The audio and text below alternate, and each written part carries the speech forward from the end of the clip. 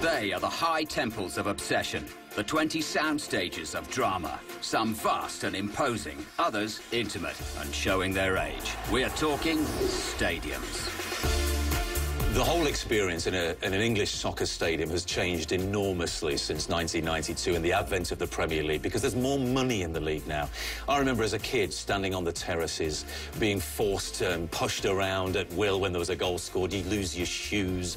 You couldn't have access to the bathroom. The food was absolutely awful. Generally speaking, you had a hooliganism on top of that. It wasn't a particularly pleasant experience. You did it out of love for your team. Now, these days, you've got a nice seat to sit in. You've got a bar area to go to. It's all very civilised compared to the 70s and 80s. So it's actually a nice environment to watch soccer games in. There's two kinds of English football stadia. There's those that are primed to make as much money during the 90 minutes of football that takes part there. And then there's the old stadia, the rickety old 1930s, 1940s stadium, none finer, in my opinion, than Goodison Park, where Everton play, where everything smells of police horse crap, spilt lager, and fish and chips and sweat. The best stadium in the Premier League, in my opinion, is Craven Cottage, where Fulham plays. Fulham has wooden benches, it has brick on the outside, it has barely any concession stands, and it's fantastic. Craven Cottage is a special place. It's right on the river. It has a Michael Jackson statue, which doesn't fit at all. The fans actually don't sing. It's more of a family atmosphere. It's right in the suburbs. And so it's really not as sexy as a lot of the other stadiums that are in London, but there's something charming about it. I like White Hart Lane, which is Tottenham Stadium, just because it's ancient.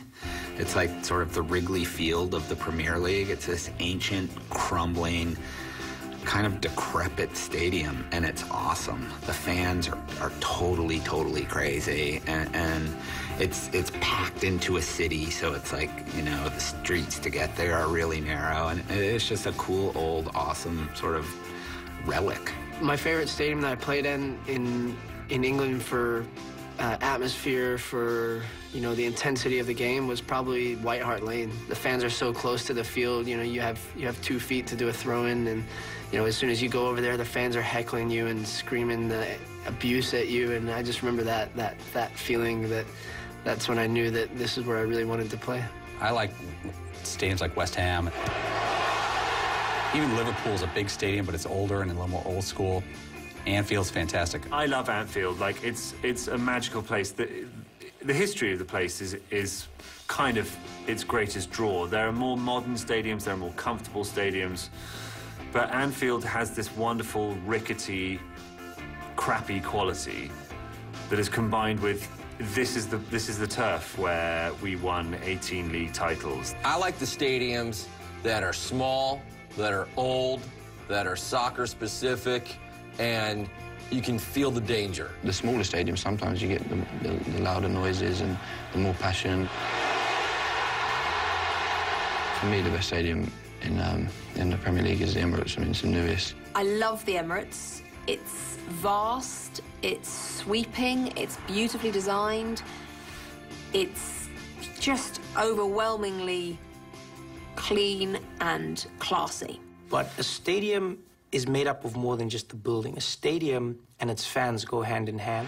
Aaron Lennon, it's in again! Jermaine Defoe, 2-1 Tottenham!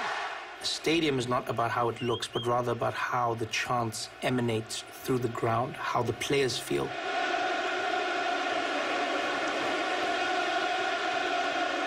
The one that stands out is Man United. You know, they call it the Theatre of Dreams, and it is pretty impressive. I mean, it's massive, and when you're playing there and their fans are behind them, it's difficult. You know, you really feel it, and your fans are tucked away as well in the corner, so you can't really hear them. The main thing in England and with Premiership football is that there's away fans at every game. So it's not just a stadium full of home fans that are singing to themselves. You're getting the back and forward from the away fans to the home fans. It doesn't matter how many fans are there, if it's 80,000, 50,000, or 10,000. I think that the atmosphere and how into the game that the fans are really makes it an unbelievable experience. That feeling when you walk out into the pitch for the first time and you hear the fans roaring and you can barely hear a teammate that's 3 feet from you.